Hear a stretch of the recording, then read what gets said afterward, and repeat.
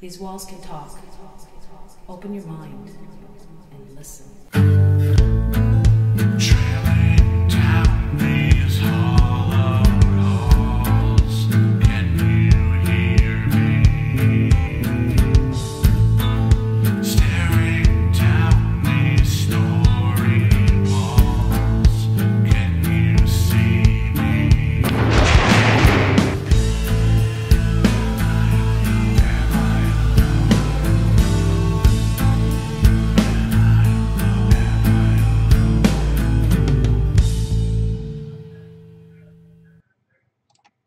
Hey, here's me. I just wanted to have like the mini little broadcast. This will probably be like 5 minutes, 10 minutes, whatever. Just felt like getting on and talking. Realized when I was looking at the little commercial cast I did there on Facebook is, holy hell, I need to shave. I'm getting older and I'm starting to see a hell of a lot more white in the beard and mustache. So maybe what I actually need to do is to shave the whole damn thing off because I'm starting to feel older than I need to be. Of course, all of you out there know that I'm only 33 years old, and I only look 26, but, So, boy, I just had a confusing couple of minutes there. I'm freaking out around my office going, what's going on? My camera's not turning on. I actually didn't have it plugged in. So we're going to blame Sandy on that one there. I think Sandy, she decided to sabotage me and my podcasts. Hey, thanks a lot, babe. So anyway, I had a chance last night after being up with Shannon from the team. Sandy and I go over there every week for a little date night type thing, and we were discussing the team and man, how things are busy. And I hardly even got time lately to charge up equipment and whatever. We got lots of little investigations coming on. I got another one coming up in Scarborough this weekend. It's been a bit of an emergency, and we had a few recently, a couple recently where I don't think that the owners cared much for our advice. When I dispensed to them what I thought, they don't like that too much. And unfortunately, that is one of the things about being a paranormal investigator. Often what's going to happen is that you're going to investigate somebody's home at no cost, and then you're actually going to give them your advice or your truth. You're going to look at them and go, well, we didn't find anything. And they're going to get really nasty with you. The other thing about having a bit of integrity is you're then going to say, this is what I actually think your problem is. And it could be something physical, or like the last one we just dealt with, your home is a pungent mess. And they don't like that. Of course, we say it in a classy way, but I have integrity to keep. So get audio echo. I like the way I sound. It's the way it's going to be. So anyway, I had a chance. I'm going to shut the door here, though. That might help. You guys will have to excuse Ron there. He's a tech guy, and tech guys are that way. I'm not a tech guy. I'm a talker. So I had a chance this weekend, and I know that the last little while it's been a really important thing for everybody to jump online and chime in on the Nick Groff catastrophe or whatever the hell it is, where people come out from his TV show and said things were fake, and so we had to have everybody jump in and think that they were important enough to get on there and say that they think Nick's okay, and therefore they have to listen to that. Well, truthfully, I mean, I really didn't care a hell of a lot. I'm like not even a D-lister, so I had my opinion on it, of which case I have nothing invested. I personally like Nick a lot. Have had a couple conversations with him. He seems pretty sincere, and I like that. Certainly like him now that he's left the Ghost Adventurers. Left, got fired, whatever the hell it was. Zach Baggins is a bit of a dork, so I like Nick. I like Nick on lockdown. And this is, remember something, just as a flat opinion, guys. It's funny because people get politically aligned with television shows. They're just television shows. That's all they are. I don't take any of them for truth. Some could lie a little more. Some could act up a little more. Some are more dramatic. Lockdown, you know what? For entertainment factor, I like it. It's maybe more sincere than most shows, in my opinion. But it's got some nice production too, so it's easy to watch as well as you're not like, oh, come on, guys. However, I will say last night I finally watched Ghosts of Sheppardstown.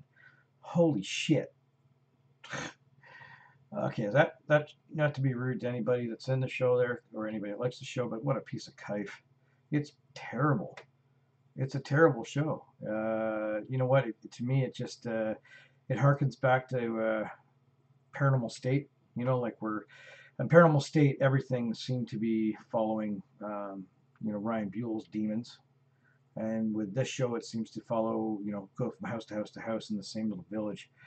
But it couldn't look more, I don't know, staged. Maybe he's not lying, I don't know. But, the way they film things, it's very dramatic. It's very staged looking, Oh, they ran into the cop in the town that brought them in, and, he's there to tell them that they've got a tail light out or some crap like that. It's terrible. It's a terrible, terrible show. Nick seems to like go off into the background quite a bit, which maybe is smart, but I actually think he produces the show. I think. I think it's crap. And this is honestly, I don't know how it got into season 2. People are going to be mad at me about this. I'm quite sure. I'm sure there'll be people in our industry that'll be mad at me. I don't really care. The show is horrible. Do I think he's lying? No, I don't think he's lying. I don't think he's faking stuff because I think it's a show. It's just a TV show. It's merely for entertainment purposes only. I get a little annoyed. You got the tech guy. Okay, fine. They do like 10 seconds of base reads. I realize that's not really entertaining to show. And then, so they had this really cool hamster ball. Well, I don't even know what they called it. It was like this, I forget what the name called it. They called it something stupid. But the hamster ball moved, I guess. Something ripped off, it got moved. What I found really entertaining about this was there was no camera there. Like if you're going to leave something somewhere overnight, put a camera on it, right? They all got up at 2 o'clock in the morning, raced out the door, and confirmed with each other in very much confidence that we're ready for this. We're ready for whatever's there. The freaking hamster ball moved on the floor, so they say. So crap. You know what? The sensitive on the show, and of course, I got to be honest with you. This is where I get a little ranty about mediums. It was a very, very atypical medium. I cannot stand when mediums talk in definites. There is a woman back here right now. This woman back here is doing this right now. She got murdered. Holy crap. You know what? If you're a medium, and I grew up in the spiritualist church. I grew up in the church that created mediums. You know what? Like, be smarter about it. If you're going to be a medium, man, just say you have a feeling that this could be happening. You're going to give yourself a lot more credence. Not everything is freaking paranormal, guys. Not, orbs that are in your pictures, they're not paranormal. They're explainable. And if they're not, well, then they're the 1.111% that isn't explainable. And I've had people lately screaming at me because I look at a picture of orbs and I tell them I don't think it's paranormal. And they think, what the hell do I know? And I've got 24 years experience in investigating. I can tell you what a piece of dust is, right? But on this show, it's the same thing as what you always get with mediums. You walk into a building and every 7 feet somebody else is standing there. So I am really impatient with mediums. I can't lie about that. I haven't had a medium on my team in 8 years, over 8 years. I have one that's working with us now, and I'm still working away at the way it's done because I'm going to be particular about how it's done on my team. So that being said, I just wanted to vent about Ghosts of Sheppardstown, which was crap. And I did happen to catch a Ghost Adventurers the other night, and I can still realize why it is I hate that show so very much. It's just, he's such a sap, Zach Baggins. And I don't care. Like, we're affiliated with Ghost Hunters. I didn't really care for that show a hell of a lot myself sometimes because it was kind of aligned what we did, and I almost seemed like to me that sometimes they look tired. I could have been wrong. But you know what? I've met a bunch and talked to a bunch of these type of people, and honestly, Jay and Grant were about the most real. You know what I mean? Jay's a very abrupt person up front, but he's not lying. Grant's a very, very mild guy and very pleasant to talk to. But he had to go his own way, and he was honest about what happened, right? So, yeah. Am I more aligned with Ghost Hunters than I am with the Ghost Adventurers crew? Yep. Because Ghost Adventurers crew looked like a bunch of Yahtzees. Court's still out on this STS skeletal tracking machine. Managed to get some positive finds on that this weekend, but I'm going to find out why. All right, so this weekend we're doing an investigation. We're going to be using the Boo Buddy, and we're going to put a camera on it and an audio on it, right? And leave it isolated. And we're going to use the new Yeti and see how that works. It cost me enough money to get here. Beyond that, I'm guessing the next investigation after that is Bacon's Castle in Virginia, oldest building in the United States. Pretty excited about that. Pretty excited about working with CPRI again. They're a great bunch of guys. After that, then we got Ashmore Estates in Illinois. That's going to be freaking fantastic. After that, and then we're headed down to New Orleans. So we're definitely getting around. And somewhere in between there, my team's going to have another bonfire and another cottage weekend, which you know, of course, we're going to be posting pictures of. So if you have some ideas for things or investigations we can do, or places I can do one-on-ones, that would be great. So one thing I want to end on, just because, and this is nothing about paranormal, and this is definitely not going to be an RIP. So Chester Bennington died today from Lincoln Park. He hung himself.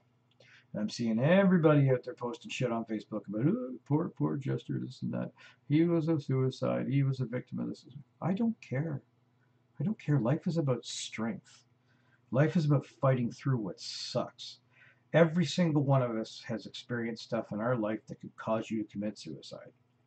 Every one of you. Every one of you has had a relative die. Every one of you has been touched the wrong way.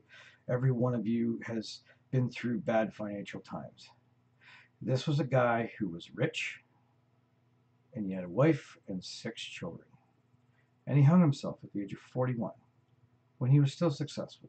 But he was fighting with alcohol and drugs, which I'm so sorry you got pitched up on alcohol and drugs. That's your problem. Nobody force-fed you. He's a coward. So there won't be any RIP from me. And no, I'm a D-listing, E-lister, F-lister guy. It doesn't matter what I have to say.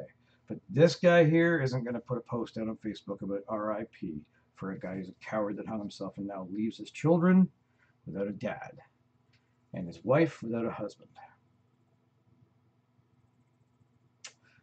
What a damn shame. That I'll say, it was a shame. Shame about Chris Cornell too, but he also killed himself. So I got no sympathy for that. Just for the people that he left behind. So with that, I'll probably have a podcast in another week or two. I just figured I'd do a quick little one right here. So have yourselves all a wonderful night. Didn't mean to end it on a low case like that. That was depressing, wasn't it? It's pretty nice weather outside. That's positive. It's been a lot of rain lately.